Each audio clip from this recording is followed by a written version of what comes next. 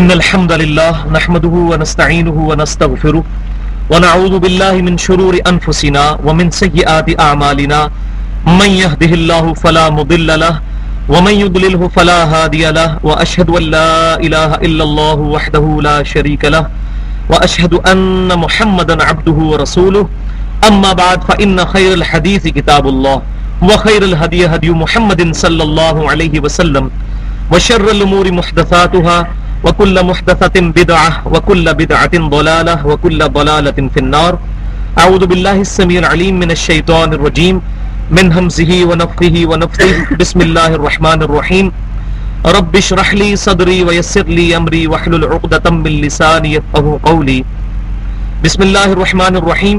إن الله وملائكته يصلون على النبي يا أيها الذين آمنوا صلوا عليه وسلموا تسليما. اللهم صل على محمد وعلى آل محمد كما صليت على إبراهيم وعلى آل إبراهيم إنك حميد مجيد. اللهم بارك على محمد وعلى آل محمد كما باركت على إبراهيم وعلى آل إبراهيم إنك حميد مجيد. آج انشاءاللہ تعالی سورہ آل عمران کی آیت نمبر 153 سے شروع کریں گے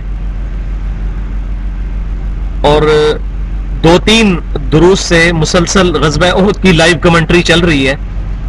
غزوہ احد کے دوران صحابہ کرام علیہم رضوان سے جو اجتہادی غلطیاں ہوئیں اور ان کی وجہ سے پھر مسلمانوں کو کیا خمیازہ بھگتنا پڑا، اس میں اللہ تبارک و تعالیٰ نے صحابہ کرام علیہم رضوان کی غلطیوں کو پوائنٹ آؤٹ کر کے ان کے لیے عام معافی کا بھی اعلان فرمایا اور آئندہ کے لیے ان کی اصلاح فرمائی.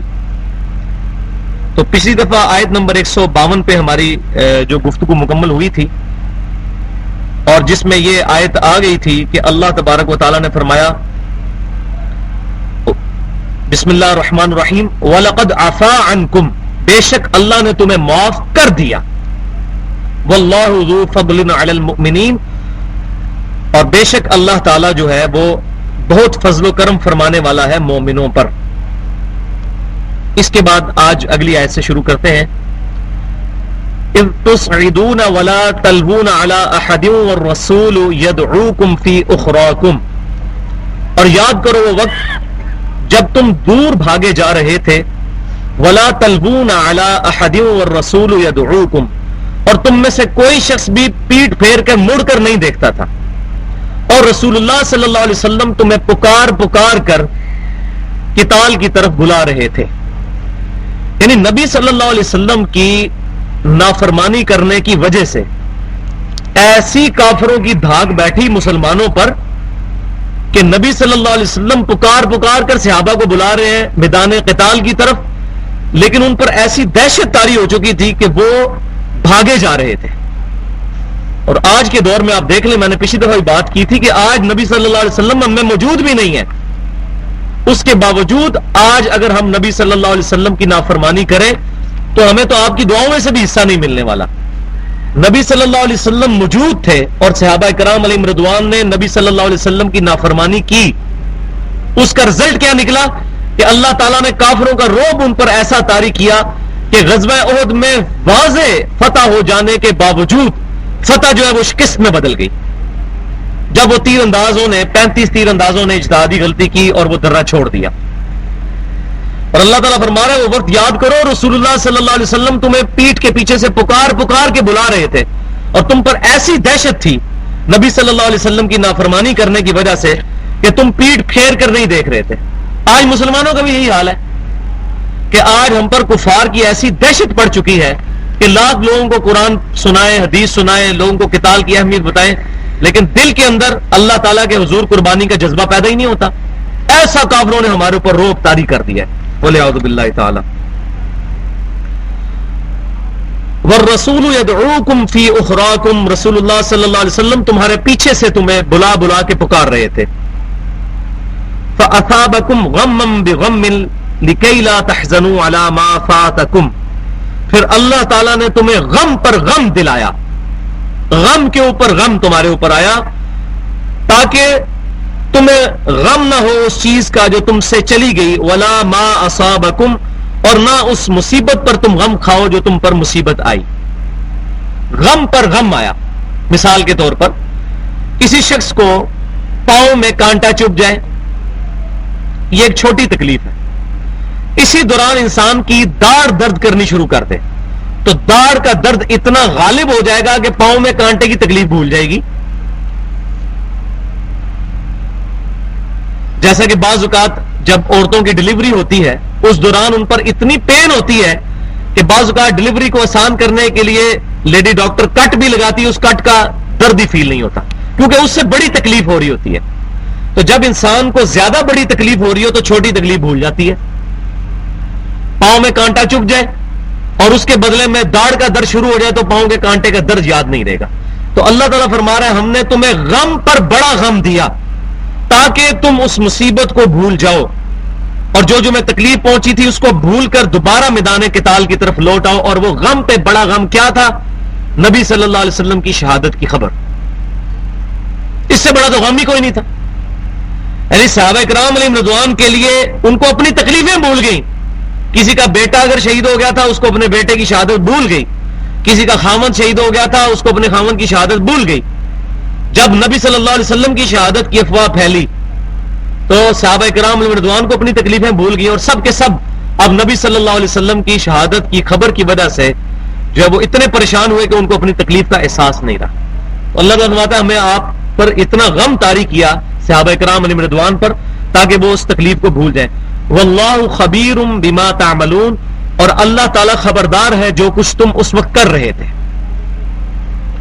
ثم انزل علیکم من بعد الغم امنۃ نعاسا، پھر اللہ تبارک و تعالیٰ نے غم کے بعد تم پر سکینت اور امن اور سکون نازل فرمایا. اور وہ سکون کس حالت میں تھا؟ نعاسا یغشا طائفۃ منکم، کہ تم میں سے ایک گروہ ایسا تھا جس پر غنودگی تا رہی تھی، نیند آ رہی تھی. اور نیند انسان کو کس وقت آتی ہے؟ جب انسان کو کوئی غم نہ ہو. جب تکلیف اور پریشانی ہو پھر نیند تو نہیں آتی، نیند تو اڑ جاتی ہے. تو اللہ تبارک و تعالیٰ نے مسلمانوں پر نیند کا غلبہ کیا کیونکہ نیند کی وجہ سے انسان فریش ہو جاتا ہے. یہ نیند کی خاصیت. بہت زیادہ انسان میں تھکاوٹ ہو، چند منٹ کی نیند آئے، ایک جھونکا آئے تو انسان بالکل فریش ہو جاتا ہے. تو اس وقت نبی صلی اللہ علیہ وسلم کہ جو وہ شہادت کی خبر پھیلی اور مسلمانوں پر غم آیا، اس کے بعد اللہ تعالیٰ نے مسلمانوں کے اوپر غنودگی طاری کر دی. اور اس کا ذکر صحیح بخاری کے اندر موجود ہے. سیدنا طلحہ رضی اللہ تعالیٰ عنہ کہتے ہیں کہ اس دن ہم تلوار اٹھاتے تھے تو اتنی نیند کا غلبہ تھا کہ تلوار ہمارے ہاتھ سے چھوٹ جاتی تھی، پھر اٹھاتے تھے پھر چھوٹ جاتی تھی. نیند پر کنٹرول نہیں رہا تھا ہمارا. تو اس نیند کی برکت سے مسلمانوں کو اللہ تبارک و تعالیٰ نے وہ غم دور کر دیا. ویسے بھی دنیا کے اندر جب کوئی تکلیف ہو انسان سو کر اٹھے تو بڑا فریش ہو جاتا ہے، اس کا غم جو ہے وہ تازہ نہیں رہتا اس طرح. تو صحابہ کرام علیہم رضوان پر غنودگی چھا گئی اور پھر انہوں نے دل جمی کے ساتھ نبی صلی اللہ علیہ وسلم کے ساتھ مل کر مقابلہ کیا. اور میں نے پچھلی دفعہ بھی اس کے پورے خاکے میں بتایا تھا. پھر اللہ تبارک و تعالیٰ نے دوبارہ شکست کو، اس درجے کی فتح میں تو نہیں لیکن کم از کم کافروں کو وہاں سے ٹال دیا. یہ برکت ظاہر ہوئی کہ مسلمانوں کی روب کی وجہ سے کافر پھر دوبارہ حملہ نہیں کر سکے. جو انہوں نے نقصان پہنچانا تھا، نبی صلی اللہ علیہ وسلم کے مبارک داؤد شہید ہوئے، وہ پچھلی دفعہ آیات گزر چکی ہیں، لیکن اس کے بعد ان کی ہمت نہیں ہوئی کہ دوبارہ سے حملہ کریں. تو اللہ تبارک و تعالیٰ نے مسلمانوں کے اوپر ایسی کیفیت طاری فرمائی. غزوہ احد کے دن دو صحابہ کرام کی جو بہادری ہے اس کو مینشن کرنا بڑا ضروری ہے. اس میں پہلے نمبر پر سیدنا سعد بن ابی وقاص ہیں رضی اللہ تعالیٰ عنہ. سیدنا علی رضی اللہ تعالیٰ عنہ کہتے ہیں، بخاری اور مسلم کی متفق علیہ حدیث ہے کہ میں نے اپنی زندگی میں کسی شخص کے لیے نبی صلی اللہ علیہ وسلم کو یہ فرماتے نہیں سنا کہ میرے ماں باپ تجھ پہ قربان. لیکن سیدنا سعد بن ابی وقاص کے لیے اس دن نبی صلی اللہ علیہ وسلم نے اپنے ماں باپ کو جمع فرمایا اور آپ بار بار کہہ رہے تھے سعد میرے ماں باپ تجھ پہ قربان، تیر چلاتا جا. تو نبی صلی اللہ علیہ وسلم کے دفاع کے لیے وہ تیر چلاتے جاتے تھے اور آپ صلی اللہ علیہ وسلم کی حفاظت فرما رہے تھے. اور صحیح مسلم میں تو الفاظ موجود ہیں، آپ صلی اللہ علیہ وسلم نے انصار سے پکار کے فرمایا کون ہے جو اللہ کے نبی کی جان بچائے اور جنت میں میرا پڑوس حاصل کر لے. ایک انصاری آگے بڑھا اور لڑتا ہوا شہید ہوا، پھر دوسرا، تیسرا، چوتھا، پانچواں، چھٹا، ساتواں، لائن وار وہ لوگ شامل ہوئے اور اپنی پکی سیٹ کرواتے گئے جنت میں نبی صلی اللہ علیہ وسلم کا پڑوس. سب سے بڑی چیز جنت میں جو حاصل ہو سکتی ہے اللہ کے دیدار کے بعد، وہ نبی صلی اللہ علیہ وسلم کا مبارک پڑوس ہے. تو اس دن انصار نے قربانیاں اس طرح پیش کی اور سعد بن نبی وقاص رضی اللہ تعالیٰ عنہ نے تیر چلا کر نبی صلی اللہ علیہ وسلم کی ظاہری اسباب کے تحت، بچانے والا تو اللہ تعالیٰ، لیکن ظاہری سبب اللہ تعالیٰ نے سعد بن نبی وقاص رضی اللہ تعالیٰ عنہ کو بنا دیا اور آپ رضی اللہ تعالیٰ عنہ کا ہاتھ بھی شل ہو گیا اس دوران. اور دوسری ہستی سیدنا طلحہ. صحابہ کرام کہتے ہیں کہ غزوہ احد کا دن طلحہ کا دن تھا، اور طلحہ رضی اللہ تعالیٰ عنہ عرب کے شیروں میں سے شیر تھے. انہوں نے نبی صلی اللہ علیہ وسلم کو اپنے مبارک، آپ کے جسم مبارک کو اپنے کندھوں پر اٹھا کر پہاڑ کے اوپر چڑھ گئے اور نبی صلی اللہ علیہ وسلم کا دفاع فرمایا. جس دن کے چند صرف 12 صحابہ حضور کے ساتھ رہ گئے تھے اور باقی سب کے سب کفار کی دہشت کی وجہ سے بھاگ گئے تھے. سیدنا طلحہ رضی اللہ تعالیٰ عنہ میں شامل تھے.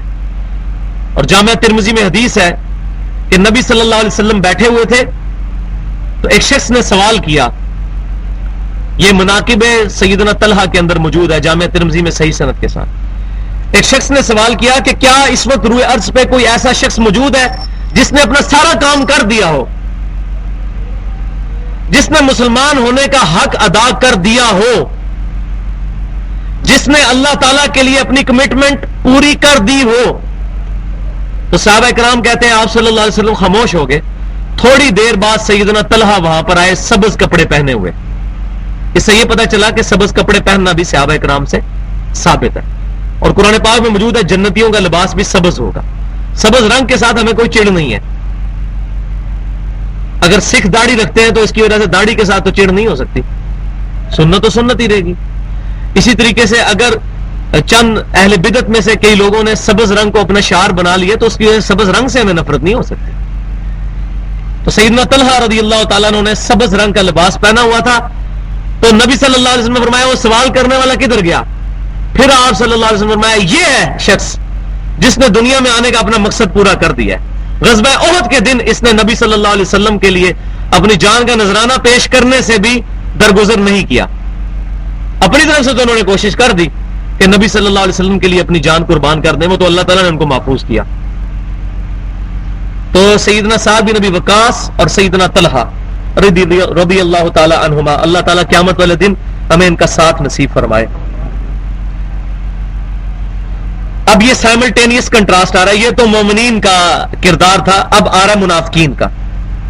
اس کے ساتھ ہی وَطَائِفَةٌ قَدْ أَهَمَّتْهُمْ أَنفُسُهُمْ يَظُنُّونَ بِاللَّهِ غَيْرَ الْحَقِّ، اور ایک جماعت ایسی تھی اس دن جن کو اپنی جانوں کا فکر پڑا ہوا تھا اور وہ اللہ تعالیٰ کے بارے میں بدگمانی کر رہے تھے.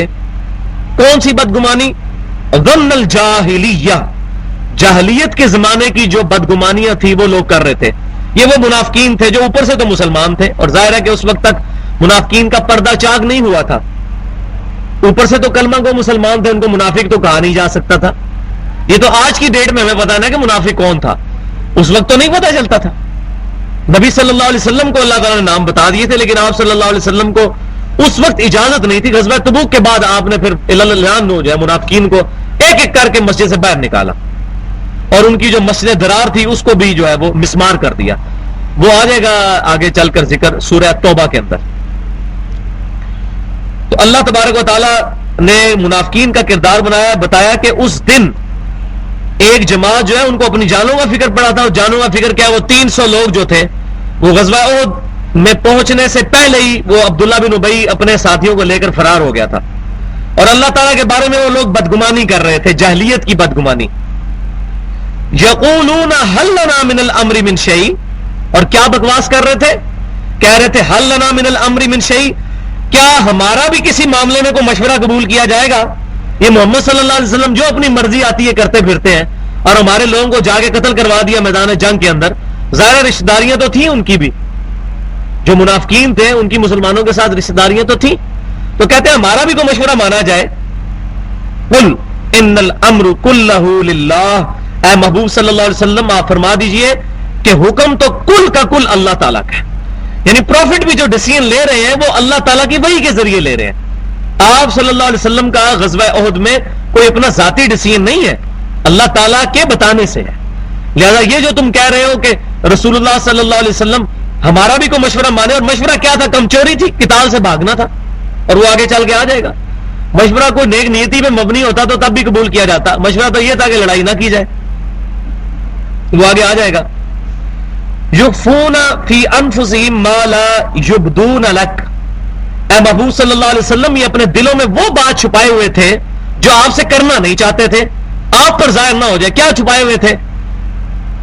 جان اپنی عزیز تھی, اب اوپر سے یہ کہہ بھی نہیں سکتے کہ یا رسول اللہ صلی اللہ علیہ وسلم ہم قتال نہیں کریں گے, ورنہ تو منافقت کا پردہ ہی چاک ہو جاتا. یہ وہ لوگ بزدل یہودی تھے جو مسلمانوں کا مقابلہ بھی نہیں کر سکتے تھے علن, اور نہ اپنا دین چھوڑنا چاہتے تھے, تو انہوں نے اسلام کا لبادہ اوڑھ لیا. اندر سے یہودی, اوپر سے مسلمان, اور اب وہ چاہتے تھے کہ نبی صلی اللہ علیہ وسلم پہ ہمارا پردہ بھی چاک نہ ہو. تو اللہ تعالیٰ فرما رہے ہیں کہ محبوب صلی اللہ علیہ وسلم یہ آپ سے چھپا رہے تھے وہ بات جو آپ پر ظاہر یہ نہیں کرنا چاہتے تھے, اور اللہ نے ظاہر کر دی. کیا ان کے دل میں تھا؟ یقولون, کہتے ہیں, لو کان لنا من الامر شیء, اگر ہمارا بھی کوئی مشورہ اس معاملے میں مان لیا جاتا, قتال کے معاملے میں, ما قتلنا ہاہنا, تو ہم یہاں بے دردی سے اس طرح قتل تو نہ ہوتے میدان جنگ کے اندر.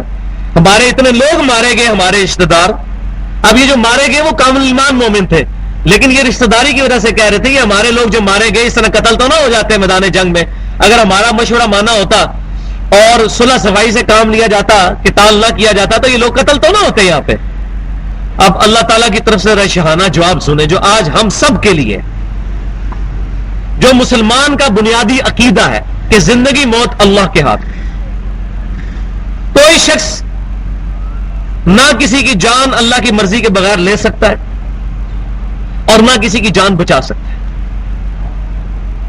ساری کی ساری مرضی اللہ کی ہے. کتنے زبردست الفاظ ہیں, لیکن یہ ایمان قرآن جو پڑھے گا اس کا ایمان کمزور مضبوط ہوگا. جو قرآن نہیں پڑھے گا اس کا تو تزکیہ کبھی بھی نہیں ہوگا. تصوف کی کتابوں سے کبھی تزکیہ نہیں ہوگا, مولویوں کی تقریروں سے کبھی تزکیہ نہیں ہوگا, افسانوں سے اور واقعات سے اس قسم سے کبھی تزکیہ نہیں ہوگا. جو قرآن سے تزکیہ ہوگا.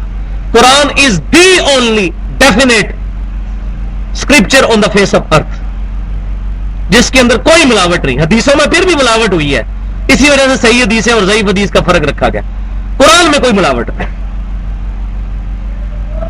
اللہ تعالیٰ فرما رہا ہے قُلْ لَوْ كُنْتُمْ فِي بُيُوتِكُمْ, اے محبوب صلی اللہ علیہ وسلم ان منافقین سے واضح فرما دو اگر تم اپنے گھروں میں بھی ہوتے نا چھپ کے, لَبَرَزَ الَّذِينَ كُتِبَ عَلَيْهِمُ الْقَتْلُ إِلَى مَضَاجِعِهِمْ, تو ضرور جن کی موت قتل کے میدان گاہ میں لکھی ہوئی تھی, میدان جنگ میں, وہ اپنے گھروں سے نکل کر خود بخود میدان جنگ میں پہنچ جاتے, ان کو پتہ بھی نہ چلتا. اللہ تعالیٰ ان پر ایسا امر جاری کرتا کہ وہ اپنے گھروں سے نکل آتے.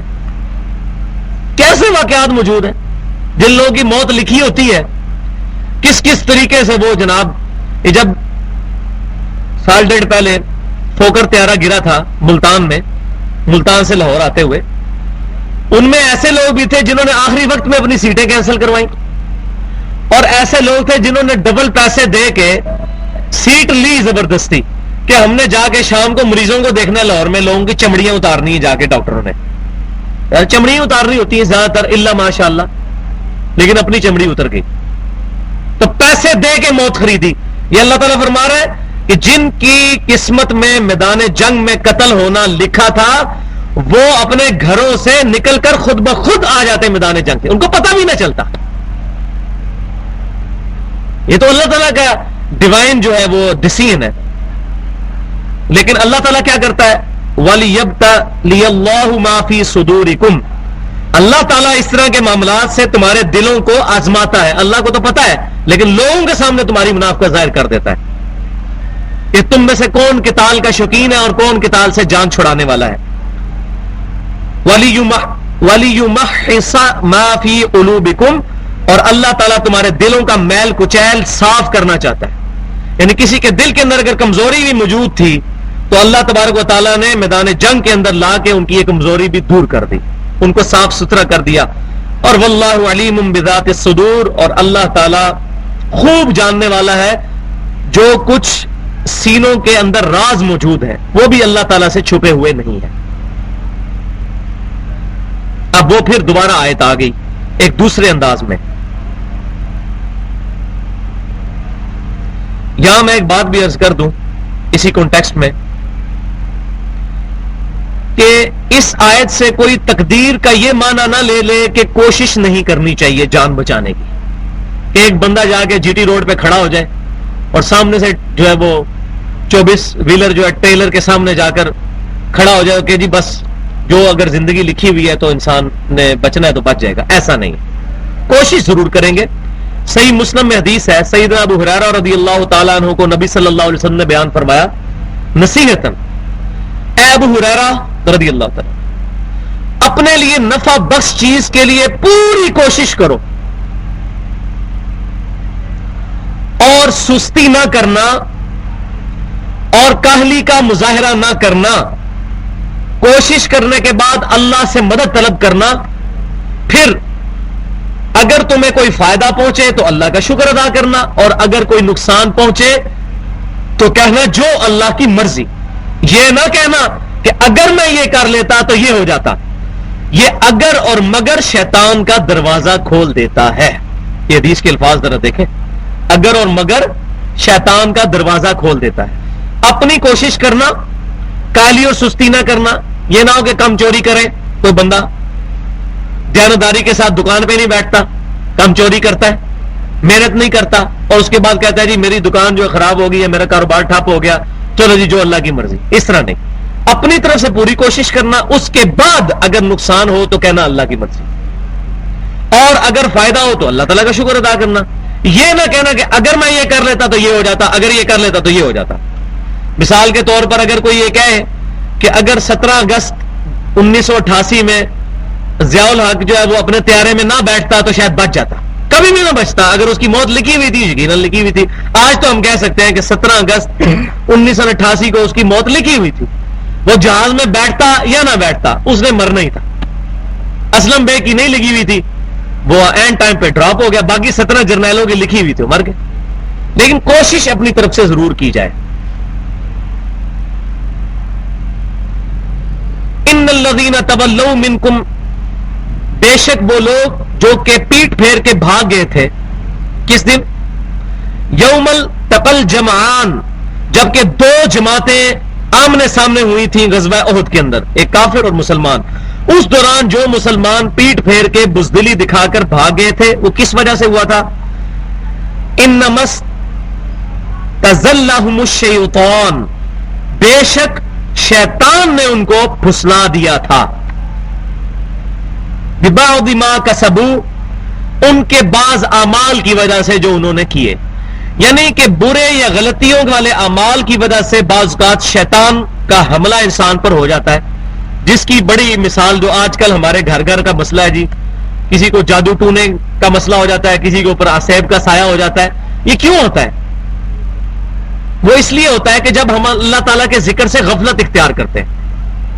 سورہ زخرف میں آتا ہے کہ جو شخص رحمان کے ذکر سے غفلت اختیار کرے گا اللہ تعالیٰ اس پہ شیطان مسلط کر دے گا.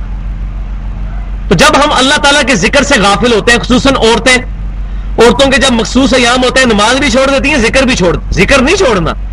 صرف قرآن نہیں پڑھ سکتی، باقی ذکر اذکار تو کرنا چاہیے ان دنوں میں بھی تاکہ شیطان دور رہے. خصوصاً صبح شام کے جو سنت اذکار ہیں، اور ان میں وہ 5 اذکار جو ہم نے وہ چھپوا دیے میں، آیت الکرسی کا وظیفہ، آخری 3 سورتیں 3 دفعہ، لا الہ الا اللہ وحدہ لا شریک لہ لہ الملک ولہ الحمد وہو علی کل شیء قدیر 10 دفعہ. اس طرح اعوذ بکلمات اللہ التامات من شر ما خلق، یہ 3 دفعہ. اور بسم اللہ الذی لا یضر مع اسمہ شیء فی الارض ولا فی السماء وهو السمیع العلیم، یہ 3 دفعہ. یہ جو 5 وظیفے اور آیت الکرسی کا وظیفہ، یہ جو ہم نے چھاپ دیے ہوئے ہیں، جادو ٹونا، وبائی امراض اور قدرتی حادثات سے بچنے کے صحیح وظائف سنت، یہ وظائف تو کرنے چاہیے. وظائف کریں گے شیطان دور بھاگے گا اور بیماریاں انسان کے قریب نہیں آئیں گی انشاءاللہ. تو اللہ تعالیٰ فرما رہا ہے شیطان نے پھسلا دیا تھا ان کو اس دن اپنی بعض کمزوریوں کی وجہ سے. اس سے یہ بھی پتا چلا کہ صحابہ کرام علیہم رضوان کامل الایمان مؤمن ہونے کے باوجود شیطان سے محفوظ نہیں ہے. اگر صحابہ کرام محفوظ نہیں ہے تو امام حنیفہ رحمۃ اللہ علیہ، امام شافعی رحمۃ اللہ علیہ، امام احمد بن حنبل رحمۃ اللہ علیہ، امام مالک رحمۃ اللہ علیہ، امام بخاری، امام مسلم، یہ بڑے بڑے بزرگان دین جن کی جوتیوں کے برابر بھی نہیں ہیں ہم لوگ، یہ بھی شیطان سے محفوظ نہیں ہے. ان پہ بھی شیطان کا حملہ ہو سکتا ہے. شیطان سے محفوظ صرف اللہ کے مخلص بندے ہیں جن کو اللہ نے اپنے لیے خالص کر لیا، اور وہ صرف انبیاء کرام ہیں علیہم السلام. انبیاء کے علاوہ کوئی بھی اللہ کا مخلص بندہ نہیں ہے.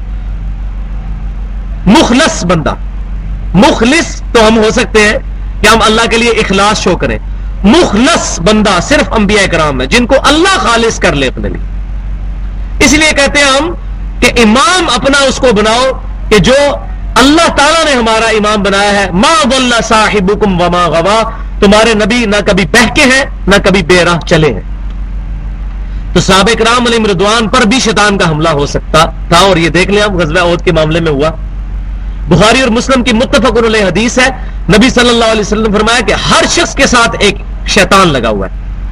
ایک صحابی نے بڑی جرأت کر کے پوچھا، یا رسول اللہ صلی اللہ علیہ وسلم آپ کے ساتھ بھی؟ آپ نے فرمایا صلی اللہ علیہ وسلم ہاں میرے ساتھ بھی، لیکن اللہ تعالیٰ نے مجھے اس پر طاقت دی، میں نے اس کو مسلمان کر لیا، وہ مجھے اب نیکی کا ہی مشورہ دیتا ہے. نبی صلی اللہ علیہ وسلم کے علاوہ کسی کے ساتھ بھی کوئی ایسا شیطان نہیں جو نیکی کا مشورہ دیتا ہو، چاہے سیدنا ابوبکر، عمر، عثمان و علی رضی اللہ عنہم اجمعین ہی کیوں نہ ہو. تو آئیڈیل ذات صرف نبی صلی اللہ علیہ وسلم کی ہے. البتہ صحابہ کرام کا جہاں پر اجماع ہو جائے یا خلیفہ راشد کوئی فیصلہ کرے اور صحابہ کرام اس پہ یونینیورسلی ایگریڈ کر لیں تو وہ بھی حجت بن جائے گا، کیونکہ اجماع امت بھی جو ہے وہ حجت ہے. پوری امت کبھی بھی گمراہی پہ جمع نہیں ہوگی. یہ صحیح سند کے ساتھ المستدرک للحاکم میں کتاب العلم چیپٹر میں انٹرنیشنل نمبرنگ کے مطابق 399 نمبر حدیث ہے. تو امت کا اجماع، صحابہ کا اجماع جو ہے، انڈیویجول کسی صحابی کی رائے نہیں، صحابہ کا اجماع وہ حجت ہوگا. تو اللہ تعالیٰ فرماتا ہے کہ شیطان نے پھسلا دیا تھا ان لوگوں کو. ظاہر نبی صلی اللہ علیہ وسلم کو چھوڑ کر سارے بھاگے سوائے 12 بندوں کے جو صحیح بخاری میں موجود ہے. وَلَقَدْ عَفَى اللَّهُ عَنْهُمْ، بے شک اللہ تعالیٰ نے ان کو معاف کر دیا. پاسٹ ٹینس کا صیغہ ہے، معاف کر دیا. لہذا آج اگر کوئی رافضی صحابہ کرام پر لعن طعن کرتا ہے اور ان آیتوں کو پڑھ کر صحابہ کرام کے بارے میں کوئی بکواس کرتا ہے تو اسے اپنی آخرت کی فکر کرنی چاہیے. وَلَقَدْ عَفَى اللَّهُ عَنْهُمْ، بے شک اللہ تعالیٰ نے ان کو معاف کر دیا. اور اس کانٹیکسٹ میں وہ آیت پچھلی دفعہ صحیح بخاری کی حدیث سیدنا عثمان غنی رضی اللہ تعالیٰ عنہ کے بارے میں ڈیٹیل سے بیان کر چکا ہوں کہ سیدنا عثمان بھی اس دن شامل تھے ان لوگوں میں جو غزوہ احد میں بھاگ گئے تھے، اور میں نے ڈیٹیل سے وہ صحیح بخاری کی حدیث پچھلی دفعہ بیان کی تھی آیت نمبر 152 کے تحت. وہ پچھلی ویڈیو دیکھ لیں، اس میں موجود ہے. ان اللہ غفور حلیم، بے شک اللہ تعالیٰ بخشنے والا ہے اور برداشت کرنے والا ہے. یعنی اللہ تعالیٰ اگر برداشت کرنے والا، حلم والا نہ ہوتا تو گرفت فرما لیتا. جیسا کہ آگے چل کے سورہ سبا کے اندر آیت ہے، سورہ فاطر کی آخری آیات ہے کہ اگر اللہ تعالیٰ غلطیوں پر پکڑنا شروع کر دے تو روئے ارض پہ کوئی چلنے پھرنے والا نہ بچے، اللہ تعالیٰ اس پہ گرفت کر لے. تو اللہ تعالیٰ کا یہ حلم اور برداشت ہے کہ اللہ تعالیٰ نے ان غلطیوں سے درگزر فرمایا. یا ایھا الذین آمنو، اے ایمان والو. اب پھر اسی مضمون کو لے کے چلا جا رہا ہے کہ جی اگر ہم میدان جنگ میں نہ جاتے تو زندہ بچ جاتے. لا تکونوا کالذین کفروا، ان لوگوں کی طرح نہ ہو جانا جنہوں نے کفر اختیار کر لیا یہ بات کر کے. وقالوا، اور جو کہتے ہیں، لإخوانہم اذا ضربوا فی الارض او كانوا غزا لو كانوا عندنا ما ماتوا، جب ان کے بھائی قتال کے لیے، جہاد کے لیے سفر پر نکلے تو کہتے ہیں اگر آج ہمارے بھائی ہمارے پاس موجود ہوتے تو قتل تو نہ ہوتے، نہ مارے جاتے اگر گھروں میں موجود ہوتے. وما قتلوا، نہ قتل ہوتے. لِيَجْعَلَ اللَّهُ ذَلِكَ حَسْرَةً فِي قُلُوبِهِمْ، یہ تو اللہ تعالیٰ نے ان کے دل میں ایک حسرت ڈال دی ہے. یہ ان کی وشفل تھنکنگز ہیں، ان کی خام خیالیاں ہیں کہ ہمارے بھائی ہمارے پاس ہوتے تو مرتے نا. موت تو ان کو آنی تھی، چلے ان کو تو موت آئی ہے نہ آئی، لیکن انہوں نے تو اپنا بیڑا غرق کر لیا، اپنا ایمان برباد کر لیا. یہ بات کر کے کہ اگر ہمارے بھائی ہمارے پاس موجود ہوتے تو آج قتل نہ ہوتے. واللہ یحیی و یمیت، اور اللہ ہے جو زندگی دیتا ہے اور مارتا ہے. اللہ کے علاوہ کسی کے اور کے ہاتھ میں زندگی اور موت نہیں ہے. واللہ بما تعملون بصیر، اور اللہ تعالی دیکھ رہا ہے جو تم اعمال کر رہے ہو. اس کے اندر بڑی چھپی ہوئی دھمکی ہے کہ یہ جو تمہاری حرکتیں ہیں نا، اللہ تعالیٰ چاہے تو فوراً گرفت فرما لے اس کے اوپر، لیکن یہ اللہ تعالیٰ تمہاری رسی ڈھیلی کی ہوئی، یہ نہ سمجھنا اللہ تعالیٰ تمہارے کرتوت دیکھ نہیں رہا، پکڑے گا قیامت والے دن. دنیا میں رسی ڈھیلی ہے، اللہ تعالیٰ تمہارے اعمال کو دیکھ رہا ہے. جیسے دھمکی لگائی جاتی ہے نا، بعض اوقات گھر میں بھی ہوتا ہے کہ باپ جو ہے وہ بیٹے کو کہتا ہے کہ پتر جو کوئی تو کر رہا ہے نا، مجھے پتا ہے، ساری رپورٹاں مجھے مل دی ہیں، تو یہ نہ سمجھنا. تو بلا تمثیل میں بیان کر رہا ہوں کہ اللہ تبارک و تعالی ہر عمل کو دیکھ رہا ہے. تو یہ جو صرف نظر فرما رہا ہے یہ اللہ تعالیٰ کی رحمت ہے. اس سے ناجائز فائدہ نہ اٹھایا جائے بلکہ اللہ تعالیٰ کی طرف رجوع لایا جائے. وَلَئِن قُتِلْتُمْ فِي سَبِيلِ اللَّهِ، اللہ تعالیٰ فرما رہا ہے ظالموں اس بات پہ غور کرو، اگر تم واقعی مارے جاؤ اللہ کی راہ میں، اس سے بڑی کیا خوش نصیبی ہو سکتی ہے. او متم، یا تم مر جاؤ، یا شہید ہو جاؤ میدان جنگ میں، یا اللہ کے لیے نکلے ہو اور قتل کر دیے جاؤ. اللہ کے لیے نکلنا، قتال کے لیے بھی نکلنا ہے، علم دین حاصل کرنے کے لیے بھی نکلنا ہے. صحیح مسلم میں حدیث موجود ہے، نبی صلی اللہ علیہ وسلم نے فرمایا جب بھی کوئی جماعت قرآن کی تعلیم کے لیے کسی جگہ پر جمع ہوتی ہے، فرشتے ان کو ڈھانپ لیتے ہیں، اللہ تعالیٰ کی طرف سے اطمینان اوپر نازل ہوتا ہے ان ذکر کی محفلوں پہ. ذکر کی محفلیں اللہ والی نہیں، جہاں پر قرآن کی دعوت، قرآن سیکھا اور سکھایا جا رہا ہو. اور قرآن سیکھا اور سکھایا جانا اس کا مفہوم ہے، خالی عربی نہیں ہے، کیونکہ صحابہ کرام کو تو عربی آتی تھی، وہ بھی کسی درجے میں ہے، لیکن اصل قرآن کا سیکھنا، اس کا مفہوم سیکھنا، اس کا ترجمہ سیکھنا. تو فرشتے اس کو ڈھانپ لیتے ہیں اور اللہ تعالیٰ ان پر سکینت نازل فرماتا ہے. اور جو علم دین حاصل کرنے کے لیے اپنے گھر سے نکلا، اللہ تعالیٰ اس کو جنت کے راستے پہ چلائے گا. تو قتال کے لیے بھی راستہ جنت کا راستہ، علم کا راستہ بھی جنت کا راستہ، کیونکہ علم کی وجہ سے ہی انسان قتال کے لیے آمادہ ہوگا. جس کو قتال کی اہمیت ہی نہیں علمی طور پہ پتا ہوگی، وہ کیا قتال کرے گا؟ جو فجر کی نماز ہی جماعت کے ساتھ مسجد میں اٹھ کے نہیں پڑھ سکتا تکبیر اولیٰ کے ساتھ، اس نے جا کے اللہ تعالیٰ کو کیا جان دینی ہے؟ تو اللہ تعالیٰ فرما رہے اے بدقسمتوں، اگر واقعی تم قتل ہو جاؤ یا مر جاؤ اللہ کی راہ میں، لَمَغْفِرَةٌ مِّنَ اللَّهِ وَرَحْمَةٌ، تو اللہ کی طرف سے بخشش اور رحمت ہے. اس سے بڑی اور رحمت کیا ہوگی کہ اللہ کی راہ میں قتل کر دیے جاؤ. وَرَحْمَةٌ خَيْرٌ مِّمَّا يَجْمَعُونَ، اور یہ رحمت اللہ کی ان تمام چیزوں سے بڑھ کے ہے جو تم نے جوڑی ہوئی ہیں. یعنی دنیا کی ساری نعمتیں ایک طرف اور اللہ کی راہ میں جان کا قربان ہو جانا ایک طرف. اللہ اکبر کبیرہ والحمد للہ کثیرہ وسبحان اللہ بکرۃ واصیلا. یہاں مجھے وہ حدیث یاد آ گئی صحیح بخاری کے اندر، نبی صلی اللہ علیہ وسلم نے فرمایا میری خواہش ہے اللہ کی راہ میں شہید کیا جاؤں، پھر زندہ کیا جاؤں، پھر شہید کیا جاؤں، پھر زندہ کیا جاؤں، پھر شہید کیا جاؤں، پھر زندہ کیا جاؤں، پھر شہید کیا جاؤں. اللہ اکبر کبیر. اللہ تعالیٰ فرما رہا ہے وَلَئِن مُتُّمْ، اگر تم واقعی مر گئے اللہ کی راہ میں، او قتلتم، یا تمہیں قتل کر دیا گیا، شہید کر دیا گیا، لَإِلَى اللَّهِ تُحْشَرُونَ، تو تم اللہ کے پاس ہی آنا ہے. اگر اس میں بٹوین دا ورڈز یہ بات ہے کہ مومن کے لیے دنیا جو ہے یہ تو لائبلٹی نہیں ہونی چاہیے، آخرت کی زندگی جو ہے یہ لائبلٹی نہیں ہونی چاہیے، ایسٹ ہونا چاہیے. اگر واقعی مومن ہو تو تمہارا یہ ایسٹ ہے کہ تم مر کے اپنے رب کے پاس پہنچ جاؤ. مومن جو ہے وہ تو آخرت میں اللہ کے حضور انعام پانے کے لیے بےتاب ہوتا ہے. دنیا میں مومن کے لیے دنیا قید خانہ ہے اور کافر کے لیے جنت ہے. کافر کے لیے ایسٹ ہے دنیا کی زندگی، مومن کے لیے تو لائبلٹی ہے دنیا کی زندگی، اصل زندگی اس کے لیے آخرت کی ہے. اگر واقعی اللہ کے لیے تمہارے دل میں تڑپ ہے تو انسان کی تو دنیا میں خواہش ہوتی ہے کہ اپنے محبوب کے پاس فوراً پہنچ جائے، محبوب کے ساتھ وصال ہو جائے. تو اگر تمہاری واقعی اللہ کے لیے تڑپ ہے تو تم نے مر کے اللہ کے پاس ہی آنا ہے. کیسا زبردست سوال کیا گیا، سرچنگ کوسچن. انسان اپنے دل کے اندر یہ سوچے کہ واقعی کہ میں موت کے لیے تمنا رکھتا ہوں اپنے دل میں کہ نہیں، کہ اللہ کے حضور پیش کیا جاؤں، اللہ کے حضور حاضر ہو جاؤں. فَبِمَا رَحْمَةٍ مِّن اللَّهِ، تو پس اللہ کی رحمت ہے محبوب صلی اللہ علیہ وسلم. بہت زبردست آیت آ رہی ہے. دائین کے لیے یہ ایپیکس ہے کہ دائی کو کیسا ہونا چاہیے.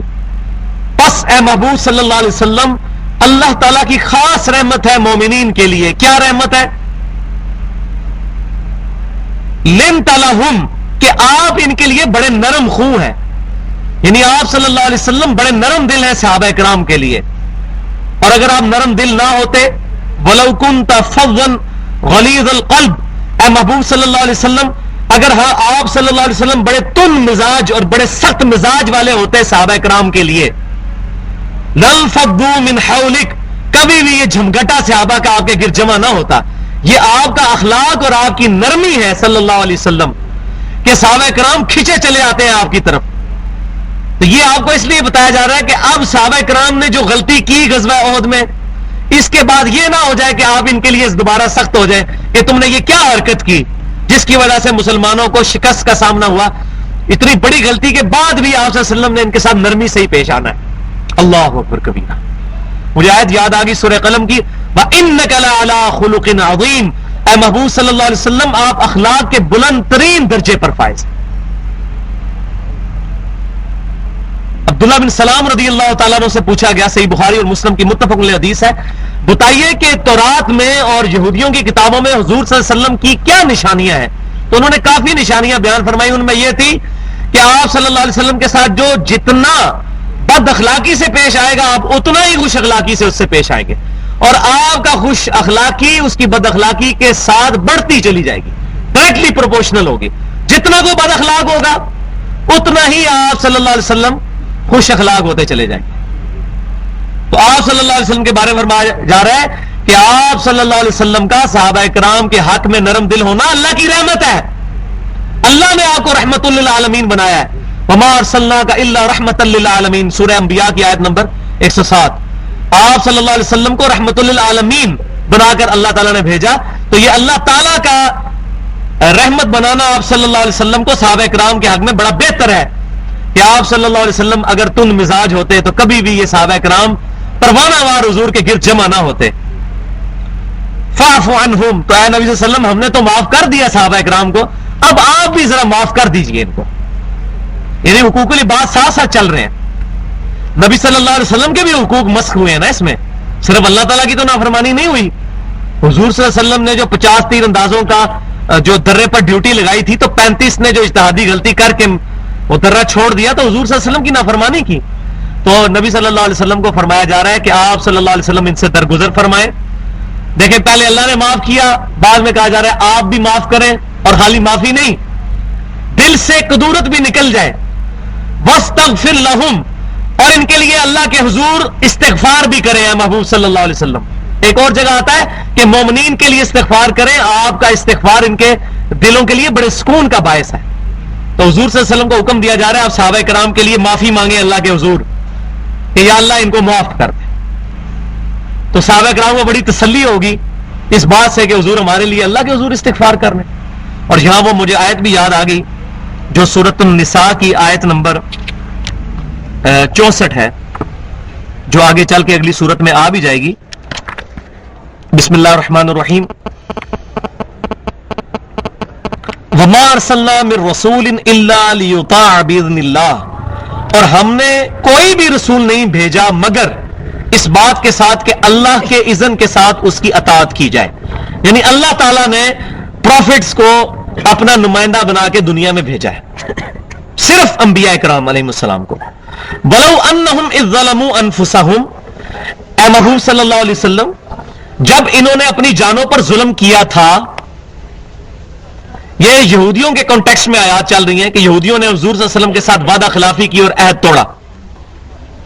تو جب انہوں نے غلطی کر لی تھی, جاؤ کا آپ صلی اللہ علیہ وسلم کے پاس آ جاتے, فاستغفر اللہ واستغفر لهم الرسول, پھر اللہ کے حضور نبی صلی اللہ علیہ وسلم ان کے لیے دعا استغفار کرتے, اللہ کے حضور یہ توبہ کرتے, اور نبی صلی اللہ علیہ وسلم ان کے لیے دعائے مغفرت کرتے. لوجد اللہ تواب الرحیم, تو ضرور اللہ تعالیٰ کو توبہ قبول کرنے والا, رحم فرمانے والا پا لیتے. یعنی نبی صلی اللہ علیہ وسلم جب دنیا میں موجود تھے اس وقت صحابہ کرام علیہ رضوان کو یہ حکم دیا گیا کہ جب کوئی غلطی ہو جائے صحابہ کرام حضور صلی اللہ علیہ وسلم کے پاس جا کے آپ سے دعا کروائیں. اس کو کہا جاتا ہے صحیح وسیلہ شخصی، کہ جب کوئی بندہ سامنے موجود ہو اس سے دعا کے لیے ریکویسٹ کی. یہ آج کے لیے نہیں ہے، آج کے لیے فٹ کریں گے تو یہ بد عقیدگی ہو جائے گی. کیوں؟ صحیح بخاری کے اندر حدیث موجود ہے، صحیح بخاری اور مسلم کی متفق علیہ حدیث ہے. کافی ساری حدیث ہے اس کانٹیکسٹ میں. ہمارے لیکچر جو ہے وہ اس میں قبر اور اسلام جو یوٹیوب پہ پڑھا تھا اس میں میں نے ڈیٹیل سے کافی واقعات بیان کیے ہیں بخاری اور مسلم سے، کہ صحابہ کرام کو جب بھی کوئی تکلیف پہنچتی تھی تو حضور صلی اللہ علیہ وسلم سے آ کے دعا کرواتے تھے.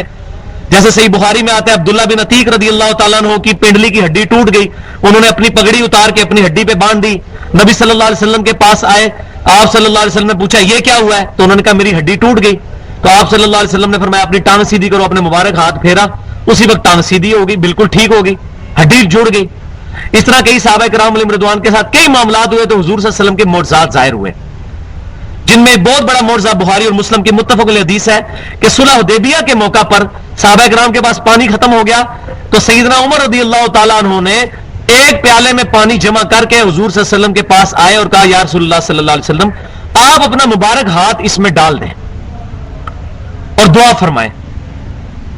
کیونکہ نبی صلی اللہ علیہ وسلم کے بارے میں حضرت عمر رضی اللہ تعالیٰ کو پہلے ایکسپیرینس تھا کہ آپ صلی اللہ علیہ وسلم کے مبارک ہاتھوں سے پانی کے چشمے جاری ہوئے ہیں آپ کی دعا کی برکت سے.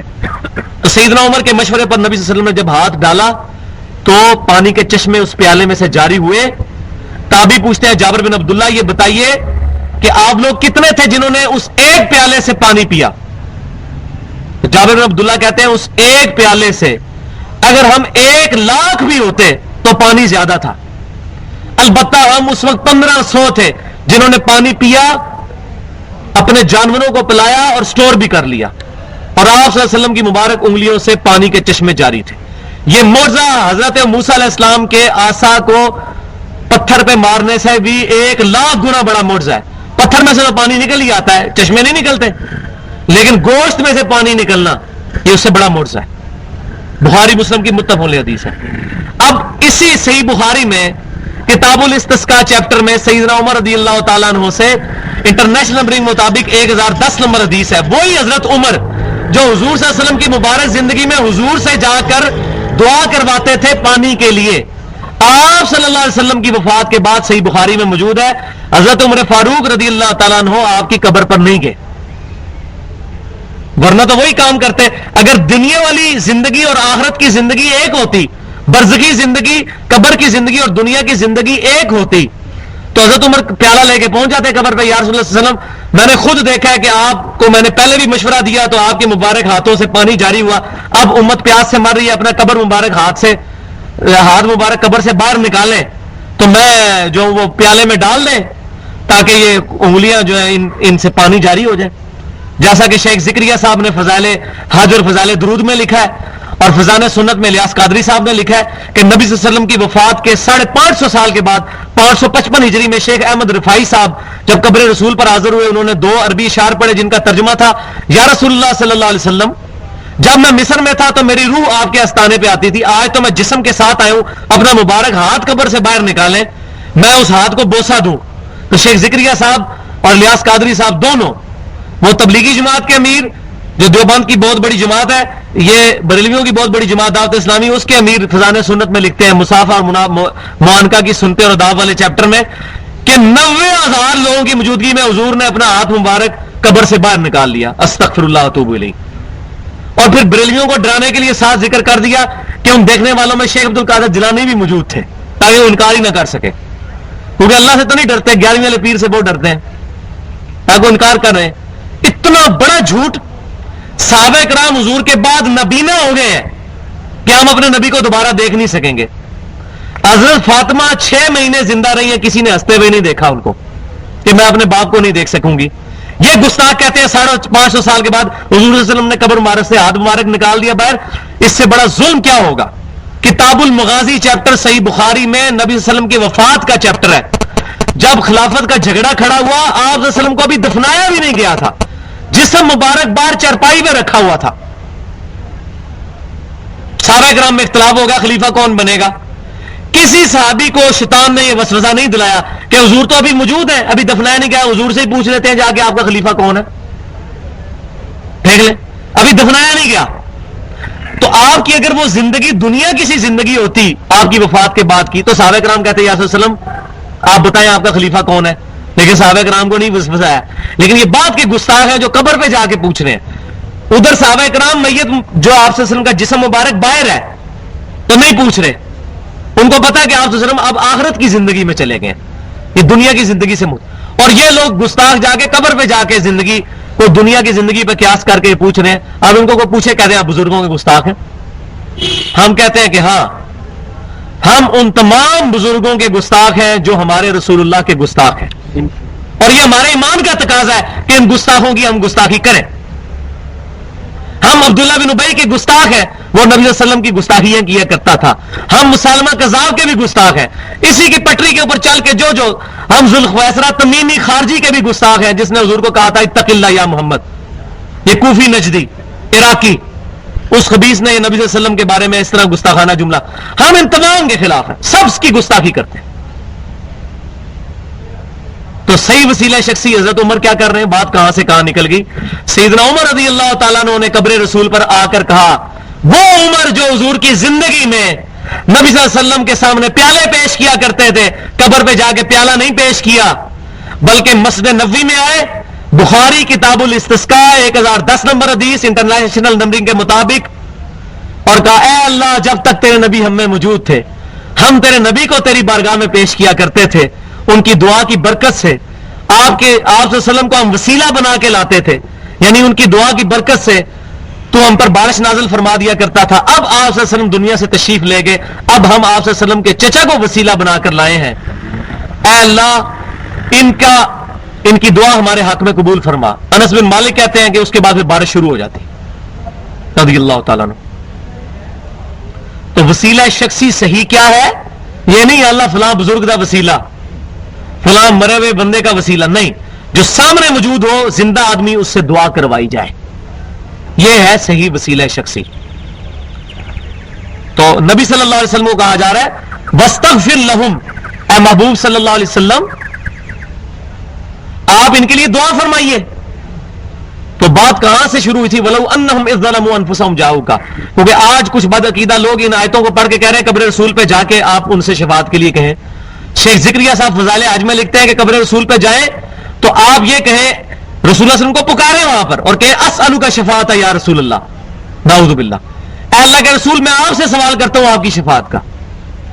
اور میں نے بتایا غائب میں کسی ہستی کو پکارنا سوال کرنا شرک ہے. نبی صلی اللہ علیہ وسلم غائب میں السلام علیکم یا رسول اللہ پڑھ سکتے ہیں, یہ آپ کو مدد کے لیے پکارنا نہیں, آپ کو پکار کر سلام بھیجنا ہے آپ پہ, مدد کے لیے پکارنا کہ میں آپ کی شفاعت مانگتا ہوں نہیں, اللہ سے مانگیں گے. جو الوسیلہ والی دعا مانگتے ہیں ہم, نبی صلی اللہ علیہ وسلم کی صحیح بخاری اور مسلم کی متفق علیہ حدیث ہے, جس نے اذان کا جواب دیا اس کے بعد روشی پڑھا اور الوسیلہ والی دعا مانگی, میری شفاعت اس پر حلال ہو جائے گی. تو شفاعت اللہ سے مانگی جا رہی ہے. اللہم رب هذه الدعوۃ التامہ, رسول اللہ سے تو نہیں مانگی جا رہی صلی اللہ علیہ وسلم. تو یہ گستاخی ہے نبی صلی اللہ علیہ وسلم کی قبر مبارک پہ جا کے آپ سے شفاعت کی دعا کرنا. وہاں بھی ہم اللہ تعالیٰ سے دعا کریں گے, اور آج بھی ہم کرتے ہیں, اے اللہ اپنے محبوب صلی اللہ علیہ وسلم کی ہمیں قیامت والے دن شفاعت نصیب فرما. اے محبوب صلی اللہ علیہ وسلم آپ ان کے لیے استغفار کریں. دیکھیں کتنے پیارے الفاظ پہلے فرمایا, ان کو معاف کر دیں, ان کے لیے استغفار کریں, اور استغفار کرنے کے بعد ان کا سٹیٹس زیرو نہ کر دیں. وَشَاوِرْهُمْ فِي الْأَمْرِ, اور اپنے معاملات میں ان سے مشورے بھی لیتے رہیں. ایسا نہیں ہے کہ انہوں نے اس وقت غلطی کی تھی اب قیامت تک کے لیے اب ان سے کوئی بات نہیں پوچھنی ہے, ان کا کوئی مشورہ لینا ہے, نہیں, مشورہ بھی لیں, کیونکہ یہ مومن ہے, ان کی اجتہادی غلطی تھی, انہوں نے کوئی جان بوجھ کے ایسا نہیں کیا, انسان سے غلطی ہو جاتی ہے. فَإِذَا عَزَمْتَ, اور جب آپ کسی معاملے میں پکا مشورہ کرنے کے بعد ارادہ کر لیں تو پھر پختہ ہو جائے اس پہ. فَتَوَكَّلْ عَلَى اللَّهِ, پھر اللہ پر توکل کریں. ان اللہ یحب المتوکلین, بے شک اللہ تعالیٰ کو محبت ہے ان لوگوں سے جو اللہ تعالیٰ پر توکل کرتے ہیں. تو لیکن پہلے مشورہ کرنا ہے, اس طرح کے سارے معاملات ہونے ہیں, اس کے بعد آپ نے اللہ تبارک و تعالیٰ پر توکل کرنا ہے. ان ینصرکم اللہ, اگر اللہ تعالیٰ تمہاری مدد فرمائے, فلا غالب لکم, تو تو کوئی تم پر غالب آ ہی نہیں سکتا، ہو ہی نہیں سکتا. اللہ تمہارے ساتھ ہے تو پھر کس چیز کا غم. وَإِن يَخْذُلْكُمْ، اور اگر اللہ ہی تمہارا ساتھ چھوڑ دے. اے پاکستانیوں، آج ہم بھی سن لیں یہ بات، اللہ ہی تمہارا ساتھ چھوڑ جائے. 2005 میں زلزلہ آیا، اس کے بعد سے مسلسل عتاب میں ہیں ہم لوگ. اب 2011 ہو چکی، آج اکتوبر کی 1 تاریخ. کبھی ڈینگی وائرس کا حملہ آتا ہے، کبھی سیلاب آ جاتا ہے، کبھی امریکہ کی دھمکیاں آ جاتی ہیں، کبھی کچھ آ جاتا ہے، اور اللہ ہی تمہارا ساتھ چھوڑ دے. فَمَنْ ذَا الَّذِي يَنْصُرُكُم مِّن بَعْدِهِ، تو کون ہے جو اس کے بعد تمہاری مدد کر سکے اگر اللہ تعالیٰ کا ساتھ ہی نہ ہو. وَعَلَى اللَّهِ فَلْيَتَوَكَّلِ الْمُؤْمِنُونَ، اللہ ہی پر توکل کرنا چاہیے مومنین کو. اگر مومن ہے تو توکل صرف اللہ کی ذات پر، لیکن کوشش اس کے بعد توکل اللہ تعالیٰ کی ذات کے اوپر. 10 منٹ رہ گئے، یہ بہت امپورٹنٹ آیات آ رہی ہیں، اس کو میں کنکلوڈ کر دیتا ہوں. اب منافقین کے کردار کی ہلکی سی جھلک پیش کی جا رہی ہے. اس سے پہلے تھوڑی تمہیدن گفتگو سن لیں کہ صحابہ کرام علیہم رضوان نے مال غنیمت جمع کرنے کے لیے وہ درہ چھوڑ دیا، اور 35 صحابہ کرام نے نبی صلی اللہ علیہ وسلم کے حکم کے اوپر جو اجتہاد کیا وہ غلط تھا، اور 15 کا صحیح تھا، اور انہوں نے وہ درہ چھوڑ کر مال غنیمت سمیٹنا شروع کیا. تو اب منافقین نے کیا خبریں مچانی شروع کر دی کہ نبی صلی اللہ علیہ وسلم اصل میں مال کے معاملے میں خیانت کرنے والے ہیں، نعوذ باللہ. تو صحابہ کرام علیہ رضوان کو ڈر تھا اگر ہم نے مال غنیمت نہ خود سمیٹا تو عین ممکن ہے کہ حضور صلی اللہ علیہ وسلم ہمیں مال غنیمت میں سے کچھ حصہ ہی نہ دیں. تو منافقین نے اس قسم کی خبریں عام کرنا شروع کر دی، اور صحابہ کرام علیہ رضوان کے بارے میں بدگمانیاں پھیلانی شروع کر دی. اور ظاہر ہے کچھ بعض سادہ لوگ مسلمان ہوں گے، ان کے دل میں بھی کوئی ایسا خیال آ جائے، لیکن بخاری مسلم کی متفق علیہ حدیث ہے کہ میری امت سے اللہ تعالیٰ نے دل کے خیالات معاف کر دیے ہیں جب تک زبان سے اظہار نہ ہو جائے. تو اگر صحابہ کے دل میں بھی اس وقت کوئی ایسی بات آئی تو معاف ہے جب تک زبان سے اظہار نہ ہو. یہ خاص رحمت ہے اللہ تعالیٰ کی امت محمدیہ صلی اللہ علیہ وآلہ وسلم کے لیے. تو منافقین نے کہا کہ نبی صلی اللہ علیہ وسلم جو ہے وہ نعوذ باللہ جو ہے وہ خیانت کرنے والے ہیں، معاذ اللہ، استغفر اللہ. اللہ تعالیٰ فرما رہا ہے وَمَا كَانَ لِنَبِيٍّ أَن يَغُلَّ، نبی کی تو شان شیان ہی نہیں ہے یہ بات کہ وہ خیانت کرے کسی مسئلے میں.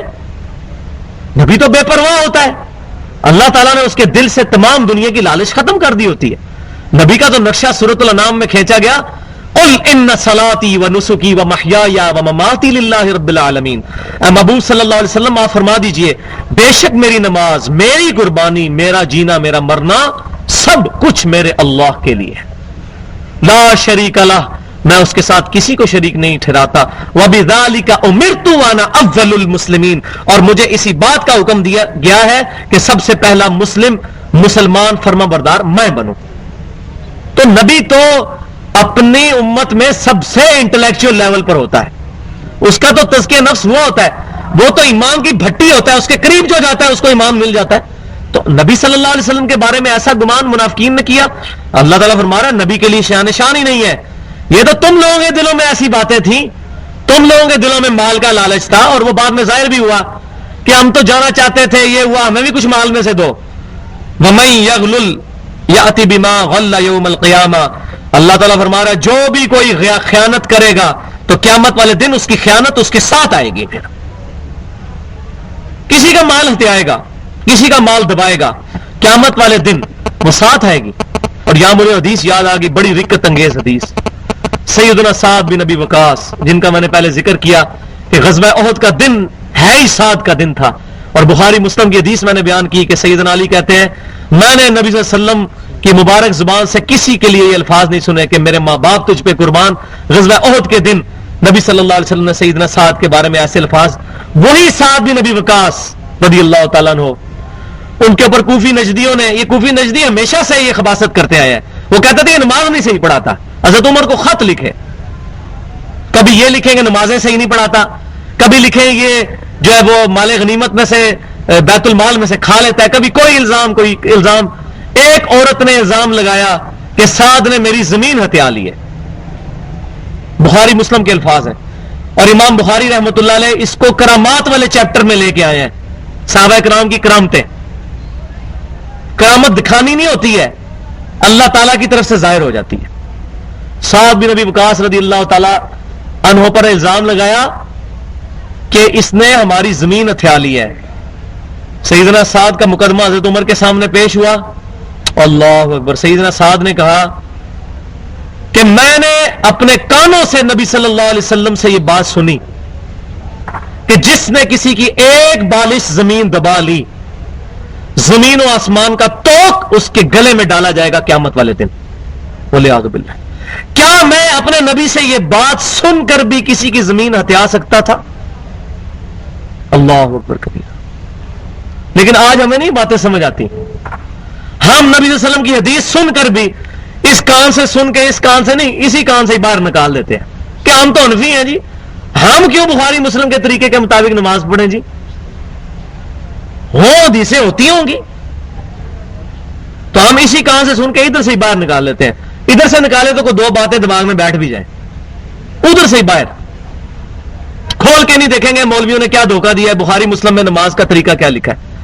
اور سعد بن ابی وقاص کہہ رہے ہیں کہ ایسا ہو سکتا ہے کہ میں نے نبی کی حدیث سنی ہو، اس کے بعد میں کسی کی بالش زمین کے جو ہے وہ ہتھیا لوں؟ بس اتنی بات کی تو آپ رضی اللہ تعالیٰ عنہ کی زبان سے بدوا نکل گئی اس عورت کے لیے۔ اور اسی حدیث میں موجود ہے کہ وہ عورت جو ہے وہ اندھی ہو گئی تھی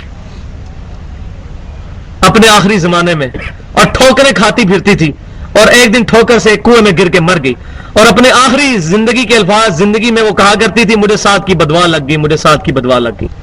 اور سعد نے یہ کہہ دیا تھا اللہ تعالیٰ تجھے اندھا کر کے مارے، تو بدوا لگ جایا کرتی ہے۔